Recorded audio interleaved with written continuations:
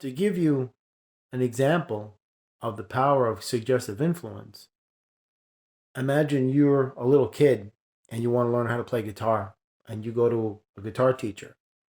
Now, obviously, you're going to look up to this person because you believe that this person is amazing.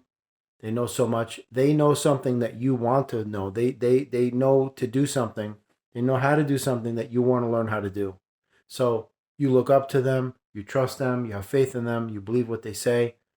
It's really a matter of you being convinced of these things. This is why they give you your belief system, because your belief system is going to cause you to put faith in whatever you're hearing, whatever type of external content or information or knowledge, whatever that's being shared through the power of suggestive influence. Now, see, the power of suggestive influence has a dual nature to it, just like everything else. It can have a positive or a negative impact on you. It all depends on the attention of the author. So to give you an example of how you're influenced, all you have to do is just go look at that little kid that wants to learn how to play guitar from that adult. And the first day that the kid gets to the guitar studio and the teacher's waiting there, the teacher's going to tell them, oh, this is going to be very hard. It's going to take years. It takes a long time, a lot of practice, a lot of hours. You have to keep working till your fingers get calloused, and then they're going to cut and bleed and all that. All of this stuff is going to load up in that kid's mind. And through the power of suggestive influence, the kid's already like, well, why do I want to do this then? Just because somebody's talking them basically out of what they want to do. See, this is what they do to you constantly in society. They condition you to believe something is true when it's actually not, long before you've even tried it. And this is how they get you to be discouraged in wanting to be curious about exploring something or connecting with something. Meaning, spirituality, your individuality, oneness, whatever it is.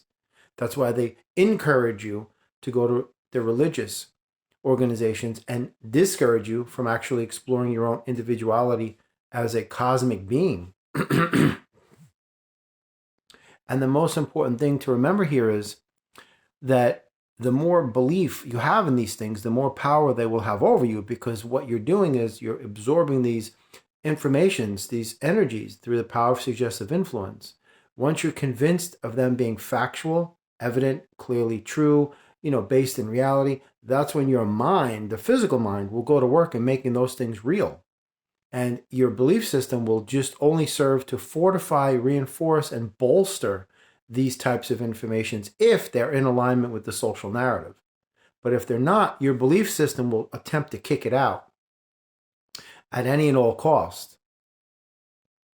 And it will do that by getting you to be convinced that what you're hearing is a lie. Because don't forget, your belief system is not some sort of mechanical device in your head. It's actually a metaphysical device that was implanted in there from your earliest stages of developmental, evolution, the inception of your earthly journey, when your mind was very young and, basically a clean slate. So literally somebody can talk you out of something long before you've even given yourself a chance to start it. Like, give you an example, movie critics, the 2 thumbs down, 1 thumb up, all that kind of garbage. Somebody's opinion of a movie you haven't even seen yet is going to influence you to not go. I remember Siskel and Ebert from the 80s, or whatever movie critic, or even restaurant critics, whatever. They're all a waste of time, every one of them. These are just cowards that never had the courage to go live their own dreams, so they just spend the rest of their lives criticizing other people who did. That's all they are. So anyway, I remember in the 80s, I'm like, let's go to this movie. Well, the critics panned it. I don't want to go. I'm like, are you seriously kidding me? You're going to let somebody's opinion coerce you in such a way and influence you that you're just going to live your life by their opinion? Oh, well, they're professionals. I'm like, professional what? Professional negative people? What? There's no such thing as a professional critic. They're just very angry, low vibrational people. There's no such. When they say, well, can I just give you some constructive criticism? That's an oxymoron and a misnomer. There's nothing constructive about negativity. Criticism is a negative energy being transmitted from the point of a broadcast to the point of reception. matter what anybody tells you. There's no such thing as constructive criticism. It's like saying clean dirt. It doesn't exist. There's nothing constructive about criticism. There's nothing constructive about negativity. Criticism, to criticize anything or to critique something, is not a positive event or endeavor to undertake. By the very nature of its essence, it's negativity disguising itself as something. Oh, well, can I give you some constructive criticism of how you might be able to do that a little better? Well, then let's just reframe that, shall we? How about instead of saying constructive criticism, why don't you just offer me some insight of a positive nature if you know how to do it better than I do?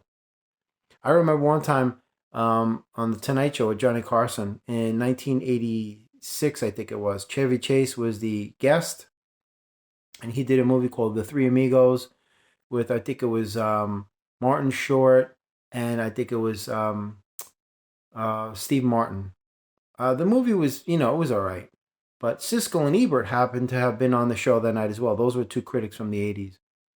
It was one thumb up, one thumb down, or whatever they were doing. One guy was very heavy set. The other guy was pretty skinny and tall. But anyway, I remember, I don't know if Siskel and Ebert came out first or Chevy Chase came out first, but I remember that, okay, it was Siskel and Ebert came on first because they were seated to the left when Chevy Chase was on the right. That's how Johnny Carson would work it. Okay, so they got their slot and then they moved over and Chevy Chase came on and sat down. And Chevy's movie, The Three Amigos, had just come out. And he was telling them about it and everything. And the Siskel and Ebert were just panning it right there. Oh, it's not a good movie and this and that. You can look it up on YouTube. The clip is still there. So they were just like frying the movie. So Chevy looked at them both and said, well, when's your movie coming out? And they were like, well, if I had a chance to make a movie, I'd make a documentary. Documentary is not a movie. A documentary is not a movie. It's not a movie. A movie is a movie. It's a work of fiction, like, Star Wars or Jaws. That's a movie. Having a documentary, that's not a movie. You're just filming nature and putting a narrative over it. That's all you're doing. That's not a movie. There's no characters. There's no script. Let's just take a camera and we'll look at the bird and we'll make a whole documentary about that. Mutual of Omaha's Wild Kingdom. They used to do this all the time. Those aren't movies. They're just documenting nature. That's why they call them documentaries. That's not a movie. So he turned it right back on them. He says, well, when your movie coming out? And they were like, oh, yeah, exactly. So there's nothing constructive about criticism. Nothing whatsoever. So getting back to my original point about the power of suggestive influence, if somebody can convince you that, something is just not even worth your time or your attention or your effort or your energy, and they can convince you right out of it, then you're not a free thinker. You've got to explore these things for yourself. That's my point. It should never require courage in order for you to be yourself. Let's get that straight. But unfortunately, in this system, they've broadcast these signals through content, social media. But my day, it was cartoons and television and comic books, and however they can reach the young mind and influence it in a negative direction. To be afraid to be yourself, self-conscious inhibitions, fear of being ridiculed. I mean, all these inferiority complexes, it goes on and on and on. And once those are thoroughly established, AKA through your belief system, then that's it. You're just a crippled effect. You're paralyzed. You're just emotionally stunted. And you're always going to look to hook up on somebody's shoulder and lean on that codependency because you don't have the legs to stand for yourself because you're too frightened to be different, individual, and unique, unfortunately. But nonetheless, just explore for yourself, Forget about what people say. Oh, have you tried the food in that restaurant? Oh, it was disgusting. My wife and I couldn't stand it. And then you're like, well, I guess I'm not going to eat there. Forget that. Go try it for yourself. Who cares what they think? Again, I'm going to say this one more time. People cannot think for themselves. So when you're asking somebody for their advice, an individual who cannot think for themselves, what do you think you're going to get? Think about that for a minute. Honestly, when you stop wasting your time on people who are an absolute waste of time, you're going to stop caring what people think about you when they can't even think for themselves. This is a product you're looking at. This is a product of a system of Satanism, conformity, Luciferianism, cannibalism, pedophilia. This is a byproduct of the runoff of that sludge. And you're going to care what they think? You have to be very cautious where this information is coming from, especially if somebody's attempting to influence you in any way, shape, or form, particularly social media. That's the number one culprit. So you're always highly suspect if you're an individual in their eyes, and let it remain that way. But unfortunately, people don't like to be individuals. They want to fit in just like everybody else. Well, everybody's wearing black t-shirts today with white hats. I guess I'm going to do the same. You know, instead of wearing a rainbow t-shirt with a rainbow hat and just saying, forget all of you. I don't want to conform and assimilate. I want to be different. I don't want to be like, you know, a part of the same green lawn that goes on forever. Every blade is cut the same, looks the same. I want to be the dandelion. Hey, freaking men. Because don't forget, the dandelion is what you make your wishes on, right? I don't see anybody blowing on blades of grass and making wishes, do you? That's got to speak volumes. They're telling you right to your face. When you see a dandelion, your first instinct is to kill it. Am I wrong? Because through the power of suggestive influence, they convince you that that was a weed and it must die because it's evil. Wrong, because it looks different than everything around it. But what is it that you cast your wishes on? Not the grass, that's all the same, but that alleged weed that's different because it's beautiful, it has color, it's yellow, it's vibrant, it's alive, it's living and breathing, you know? And then when it turns into that little white fluffy thing, you make your wishes on that. Ain't that something? People just don't think of this stuff. They're literally telling you right there to your face, but people just don't, unfortunately, seem to catch on. I mean, that's it's a sad irony, but it is such as life. I mean, it is what it is. But anyway, before I cut the video, I just wanted to say, think for yourselves. Think for yourselves, please. Just stop taking what you hear at face value as being the absolute truth, because it's a load of garbage. It's bovine scatology. It's a bunch of BS. Belief systems, BS. Belief systems, BS. Bull pucky. You know what I'm talking about. I don't curse, but you know where I'm going. That's all that it is. And this is the reason why people they get into a situation where they're pressured or they're cornered, and it just they revert right to their default setting. Oh, I got to cower inside myself and collapse inside my own body. I'm going to hide myself away and pretend this moment's not happening. I don't want to be different. I don't want to speak out. I don't want to speak up. I just want to be like everybody else because you've been convinced to be that way. It's time to not do that stuff to yourself anymore. And hopefully this video give you some encouragement to empower yourself to awaken your monstrous abilities. I say monstrous because they're freaking amazingly tremendous. Just there's no name for what you can do. There's no label or categorization or anything like that. You're just capable of just incredible things if you give yourself credit to realize that you are. But if you keep yourself asleep inside, then that massive power will never know its full potential in the physical because you're keeping it dormant. Because of the power of suggestive influence told you, well, you're just a normal person. So just go and do your job, pay your taxes, and, do whatever. That's it. You fall in line with that little box and you don't want to come out, because you've listened to their influences. That's why they're called influencers.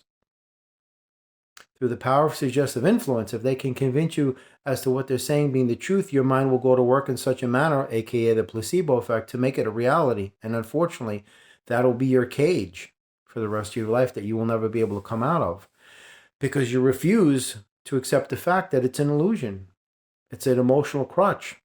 And you are, mentally paralyzed because of them. And it's not your fault, but it's time to reverse this.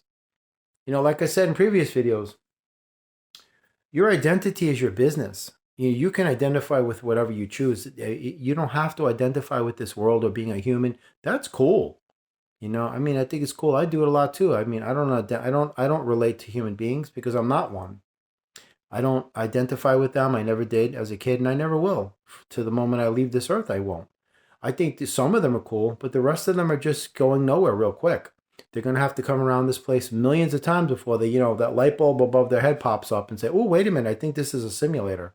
They're just going to be stuck in that rut of materialism, hedonism, egoism, duality, polarization, that whole rerun, and that gets boring quick. So just do it for yourself. That's all I could say, just awaken those senses that are dying to be alive once again. And those senses are individual, Be a free thinker, proactive, autonomous. Be yourself. Don't be afraid. It shouldn't require courage in order for you to be yourself. You should just want to do it naturally as your primary nature, not as your secondary nature. Seriously. And don't listen to anything they say. And wherever you're getting your information from, just do not listen to it. If it has some sort of ulterior motive behind it, or some sort of surreptitious agenda, or some sort of furtive offering, right away it's suspect, and it's corrupt by the very core of its essence and its nature. It's not coming to you in a righteous manner. Like all these people on YouTube, they would say, like, share, and subscribe, everybody. Like, share, and subscribe. Make sure you like, share, hit that notification bell on that button, because mama wants to get paid. She wants to hear cha-ching, cha-ching, cha-ching. That's all that's about. They might be talking all that stuff. Oh, Jesus and God, but make sure and like, share, and subscribe, everybody, because mama wants to see those digits climb up in that account. Oh, sky high. I want to drive a brand new car. That's all religion's about, man. Anybody tells you like, share, and subscribe on YouTube, they're just looking for money. They're not interested in anything else. So all of the rest of it's just a bunch of BS. They're hiding behind it. The whole primary intention for the launching of that channel and for them to be a content creator is moolah, cash, buccanunos, dineros, the dead presidents, however you want to name it. That's all they care about, because surprise, surprise, surprise, wherever there's money, there's always going to be humans. They're always going to be, not too far behind. Before I end the video, rain, water is the most precious of all commodities that the universe gives the earth. Without it, nothing lives. But it's funny, every time it rains, everybody takes off like it's like a hellfire acid pouring from the skies. Like, get out of here, we're all going to die, right? You run for cover. You got to get out of the rain. It's just Satan's saliva pouring all over you. It's gonna burn you like alien blood, like acid, But I'm gonna ask you a question now. What about if it was raining $100 bills outside? Would you run then? We've tapped into the programming, haven't we? There you go. Nobody would be running then. You'd all be killing each other outside to get that stuff, because that's how you're programmed. So you have to deprogram yourself. It ain't about money. It's about love. It's not about being influenced by anybody. It's about creating your own narrative and leading yourself in your own life, not following somebody else and listening to somebody else and taking their advice. Oh, see what they say? Taking their advice. Power suggestive influence. You are actually taking their energy and allowing that to control you. Just like that guy tailgating you on the parkway. You're making you go faster and faster because you have now assimilated his energy because you care about what they think. So now you're under their control like a puppet. So the guy behind you is actually driving your car because he wants you to go faster. So, I got to go quicker and quicker because I don't want to set him off. You see how they get you 7 ways to Sunday and you don't even realize that it's being done to you? You've already forfeited your freedom a long time ago in exchange for what? To be what? An obsequious sycophant, a follower, a listener, a slave, somebody that isn't individual and independent and liberated, somebody that's actually the antithesis of those things, a prisoner. And what's the exchange? What are you getting? What are you getting as the return on your investment? Nothing. When you surrender your energy, you get nothing in return. You're locked into that freaking cycle of people pleasing, and that's a losing game right there, man. That's a losing game. Forget about being influenced by anybody. Influence yourself. That's the power that you hold. If I had the time to list everything you're capable of doing, I swear, as God is my witness, that the video would probably be 100 million hours long, and that still wouldn't even touch the tip of the iceberg of what you're capable of. It isn't just manifesting objects. My God, that isn't even the beginning. Not even the beginning. Anyway, have respect for yourself. Stop listening to their BS and stop letting them control you, please.